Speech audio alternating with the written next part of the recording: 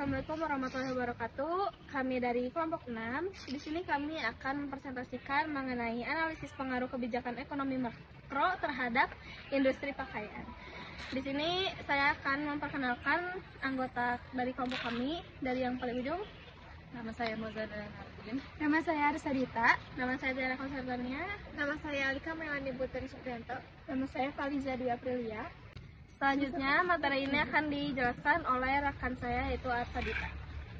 Baik, di sini ada pendahuluan yang dimana adalah ekonomi makro mempelajari kondisi perekonomian secara menyeluruh seperti inflasi, pengangguran, pertumbuhan ekonomi, dan kebijakan pemerintah.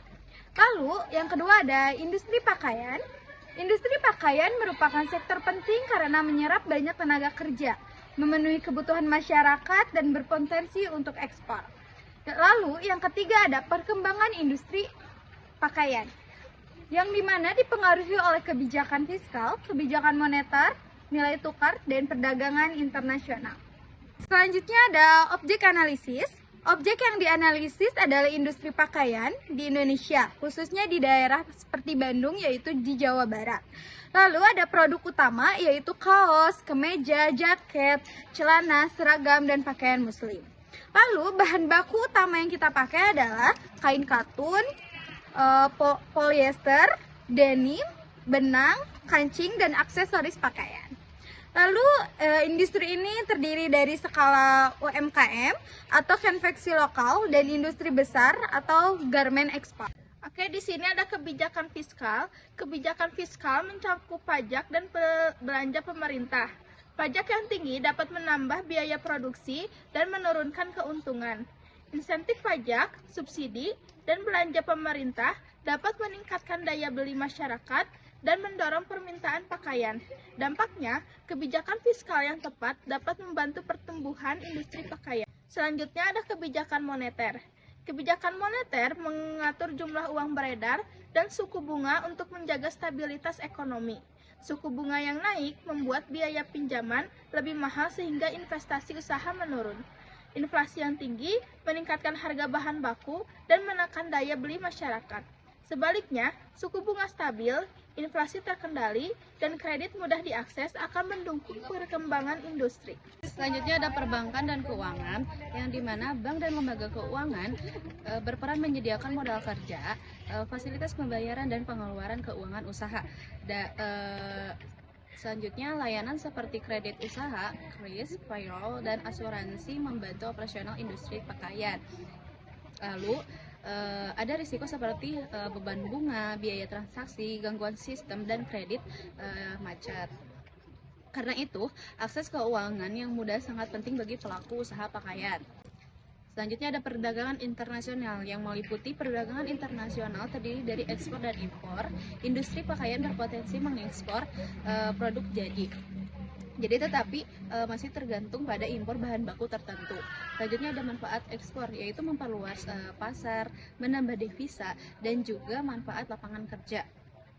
Hambatan utamanya yaitu fluktuasi kurs, tarif impor, standar mutu, dan biaya logistik. Baik, selanjutnya aku bakal ngejelasin mengenai nilai tukar dan globalisasi.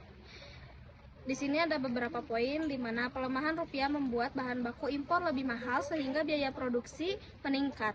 Namun, rupiah yang melemah juga dapat membuat produk ekspor lebih kompetitif di pasar luar negeri. Lalu globalisasi membuka peluang pasar, teknologi, dan investasi asing, tetapi juga memperketat persaingan. Lalu yang terakhir ada industri pakaian harus berinovasi dan menjaga kualitas agar tetap bersaing. Lalu aku juga akan menjelaskan mengenai analisis kasus terpadu. Di sini di mana belanja pemerintah dan insentif pajak dapat meningkatkan permintaan dan keuntungan usaha. Lalu kenaikan suku bunga dapat menghambat kredit dan investasi terutama bagi UMKM. Inflasi dan pelemahan rupiah menaikkan biaya produksi karena bahan baku impor menjadi lebih mahal, dan juga persaingan produk luar negeri menuntut pelaku usaha meningkatkan kualitas dan efisiensinya. Lalu di sini ada rekomendasi. Jadi Yang pertama itu rekomendasi pemerintah, beri insentif pajak, bantuan modal, dorongan bahan baku lokal, dan perluasan akses pasar.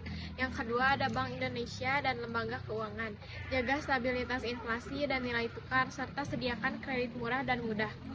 Yang ketiga ada pelaku usaha, tingkatkan kualitas produk, inovasi desain, efisien biaya, dan pemasaran digital. Lalu yang terakhir ada sinergi semua pihak yang dibutuhkan agar industri pakaian tetap tumbuh dan kompetitif. Selanjutnya ada kesimpulan. Jadi kesimpulannya itu, kebijakan ekonomi makro berpengaruh besar terhadap biaya produksi, permintaan, pembiayaan, dan saingan industri pakaian. Industri pakaian memiliki prospek besar, tetapi juga menghadapi tantangan dari inflasi, suku bunga, nilai tukar, dan globalisasi. Dukungan pemerintah, stabilitas ekonomi, akses keuangan, dan inovasi pelaku usaha menjadi kunci berkelanjutan industri pakaian. Demikian presentasi mengenai analisis pengaruh kebijakan ekonomi makro terhadap industri pakaian ini disampaikan. Dari pembahasan yang telah diuraikan, dapat diketahui bahwa kebijakan fiskal, kebijakan moneter, perbankan, perdagangan internasional, nilai tukar, dan globalisasi memiliki pengaruh besar terhadap perkembangan industri pakaian. Semoga materi ini dapat menambah wawasan dan pemahaman kita mengenai pentingnya peran kebijakan ekonomi makro dalam mendukung keberlangsungan suatu industri. Terima kasih atas perhatiannya yang telah diberikan. Assalamualaikum warahmatullahi wabarakatuh.